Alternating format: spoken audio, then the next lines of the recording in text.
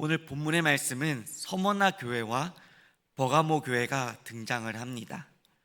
두 교회 모두 각각 고난과 영적 위기 가운데 놓여 있었지만 서로 각각의 다른 시험을 겪고 있었습니다. 서머나 교회는 외적인 핍박과 궁핍 속에서도 그 믿음을 지킨 교회였습니다. 또 버가모 교회는 사탄의 권자가 있는, 즉 우상과 타협의 중심지에서 그 신앙을 지켜야만 했습니다. 두 교회 모두 안팎으로 끊임없이 교회를 흔드는 압력이 가득한 땅 가운데 있었던 것입니다. 이러한 교회들에게 주님께서는 단순히 생존을 넘어 이기는 자가 되라고 요청하고 계십니다. 왜냐하면 그 이기는 자에게는 분명한 그 하나님의 상급이 있었기 때문입니다. 오늘 이 새벽 그 서머나 교회와 버가마 교회를 통해서 주님께서 이기는 자에게 주시는 약속이 무엇인지 살펴보며 우리의 신앙을 함께 점검하기를 소망합니다. 먼저는 고난 속에서도 믿음을 지킨 자에게 주어지는 약속입니다. 서머나 교회는 당시 소아시아 지역에서 가장 고통받는 교회 중에 하나였습니다. 로마의 그 통치 아래에서 황제 숭배를 강요당하며 예수 그리스도를 믿는다는 그 이유만으로 생계의 기반을 잃고 경제적으로 철저히 배제되었습니다. 심지어는 생명의 위협까지 받아야 했던 상황 가운데 있었습니다. 예수님께서는 이 교회를 향해 처음이며 마지막이요 죽었다가 살아나신 이로 자신을 소개하고 있으십니다. 이 소개는 단순히 수사적 표현이 아닙니다. 죽음을 경험하신 주님께서, 부활하신 주님이 그 말씀하신다는 것은 서머나 교회가 직면한 그 고난과 죽음조차도 주님의 손안에 있다는 그 위로의 선언인 것입니다. 그리고 이어진 주님께서는 이렇게 말씀하십니다. 내가 내 환난과 궁핍을 알거니와 실상은 내가 부요한 자니라. 아멘. 여기서 안다라는 것은 단지 지식적으로 아는 것이 아니라 그 몸소 경험하신 주님께서 전 전제로 공감하신다는 뜻입니다. 그들의 찢어지는 고통과 고독과 억울함, 그 박해의 자리까지 주님께서는 이미 다 겪으시고 친히 아셨다라는 것입니다. 그리고 그러한 고난의 자리를 살아가는 그 교회를 향해 실상은 네가 부요한 자다라고 말씀하고 계시는 것입니다. 세상의 기준으로 보면 그 서머나 교회는 아무것도 가진 것이 없었습니다. 돈도 영향력도 그 사회적 지위도 그 어느 것 하나 가진 것이 없었습니다. 그러나 주님의 눈에는 그들이 가장 부요한 자들이었다고 합니다. 왜 그런 것일까요? 바로 그들이 믿음을 지켰기 때문입니다. 오늘날 우리는 눈에 보이는 조건과 외적인 성공과 사람들의 그 평가에 우리 스스로 흔들릴 때가 있습니다. 그러나 하나님께서 보시는 그 진정한 부요함은 믿음을 지키는 자, 충성된 자의 삶이라는 것입니다. 이제 주님께서는 그들에게 분명한 명령을 주십니다. 죽도록 충성하라. 그리하면 내가 생명의 관을 내게 주리라. 아멘. 이 말씀은 단지 순교의 자리로 나아가라라고 말씀하는 것이 아닙니다. 죽음을 각오하는 마음으로 살아가라는 그 명령인 것입니다. 상황이 어떠하든, 내 삶의 유혹이 어떠한 유혹이 있든, 어려움이 순간에 있든 오직 주님께만 충성하라는 것입니다. 그리고 그 충성의 끝에는 생명의 관이 있다는 것입니다. 오늘 이 약속은 영원한 생명과 주님의 그 인정이라는 최고의 상급인 것입니다. 그리고 주님께서는 다시 한번 그 이기는 자에게 주시는 약속을 덧붙이십니다. 이기는 자는 둘째 사망의 해를 받지 아니하리라. 아멘. 모든 인간은 첫 번째 죽음, 즉 육체의 죽음을 피할 수 없습니다. 하지만 그 둘째 사망, 곧 영원한 심판과 그 멸망을 이기는 자에게는 결코 허락되지 않는다는 것입니다. 오히려 생명과 영광 가운데에서 주님과 함께 영원히 거하게 된다라는 것입니다. 이 말씀은 단순한 위로가 아니라 현실을 이기며 살아가는 우리에게 복음의 약속인 것입니다. 고난은 어떠한 모습으로든 끝이 나게 됩니다. 그러나 믿음 안에서 이기는 자들에게 주어지는 그 주님의 생명의 관은 영원하다라는 것입니다. 오늘 이 아침 우리가 고난 중에 있다면, 우리가 외로움 속에서 홀로 싸우고 있다면 주님께서 그 서머나 교회에게 주셨던 그 이 위로의 약속을 붙드시길 간절히 소망합니다. 주님께서는 우리의 고난을 다 아시며 우리가 눈물로 지킨 그 믿음을 기억하시며 반드시 그 생명의 관으로 우리에게 갚으실 것입니다. 두 번째는 신앙은 타협 없는 진리 위에 세워져야 한다는 것입니다. 두 번째로 등장하는 그 교회는 버가모 교회입니다. 이 교회는 사탄의 권자가 있는 곳으로 곧 영적인 어둠과 타협의 극심한 환경 속에서 세워져 있었습니다.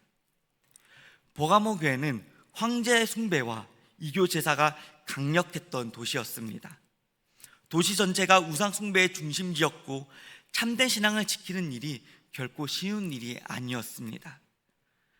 그러한 상황 속에서도 주님은 그들이 믿음을 저버리지 않았다라고 칭찬하고 계십니다. 13절 말씀입니다. 내가 내 이름을 굳게 잡아서 내 충성된 증인 안디바가 너희 가운데 곧 사탄이 사는 곳에서 죽임을 당할 때에도 나를 믿는 믿음을 저버리지 아니하였도다. 아멘. 특히 주님께서는 그들 중 충성된 증인 안디바의 순교를 언급하며 말씀하십니다. 그는 사탄이 사는 곳에서 곧 그리스도를 믿는 믿음 때문에 목숨을 잃은 자였습니다. 이는 단지 한 사람의 죽음이 아니라 교회 전체가 그 신앙의 대가를 치르며 그 믿음을 지켰다라는 상징적인 사건이었습니다. 하지만 주님께서는 동시에 이 교회를 향해서 두어 가지 책망할 것이 있다라고 말씀하십니다. 14절 15절 말씀입니다. 발람의 교훈을 지키는 자들이 있도다.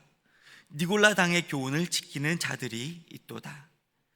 여기서 말하는 발람의 교훈이란 민수기에서 발람이 발락에게 이스라엘을 무너뜨릴 전략으로 우상숭배와 음행을 유도했던 그 사건을 이야기하고 있는 것입니다.